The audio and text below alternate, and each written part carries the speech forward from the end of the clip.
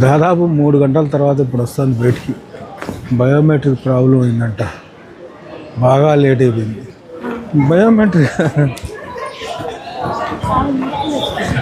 నాకు కూడా నోడుకుని కాళ్ళు నొప్పి పెట్టుకున్నాడు.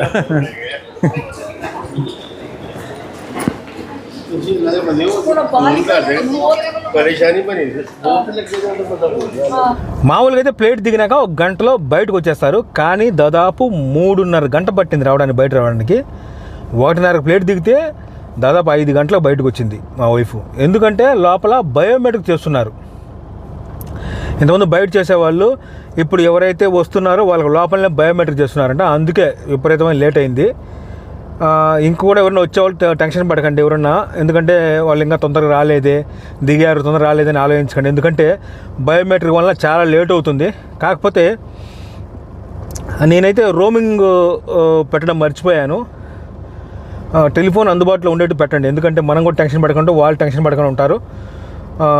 రోమింగ్ అన్నా లేకంటే కువైట్ సిమ్ ఉంటే కువైట్ సిమ్ కానీ, రోమింగ్ ఉంటే రోమింగ్ కానీ 1 డేకి యాక్టివేట్ చేయండి, బాగుంటుంది.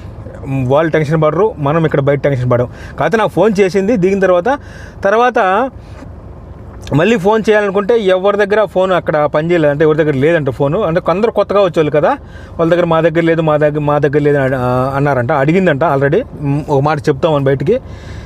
వాళ్ళ దగ్గర కొత్త వాళ్ళు వాళ్ళ దగ్గర ఫోన్ లేవంట.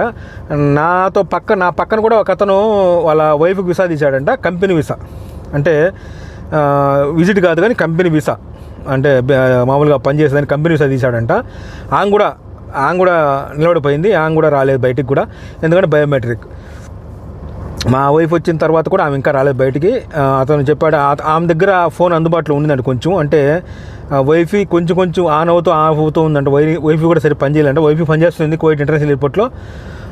అది కూడా తక్కువ, అంటే మెసేజ్ మాత్రం వెళ్తాయి ఆల్మోస్ట్. ఆ మెసేజ్ చేసింది, నేనైతే ఇక్కడ ఉన్నాను, నా ముందర ఇంకా చాలామంది ఉన్నారు, వస్తానులే బయటకని టెన్షన్ పడుతుందని చెప్పిందంట.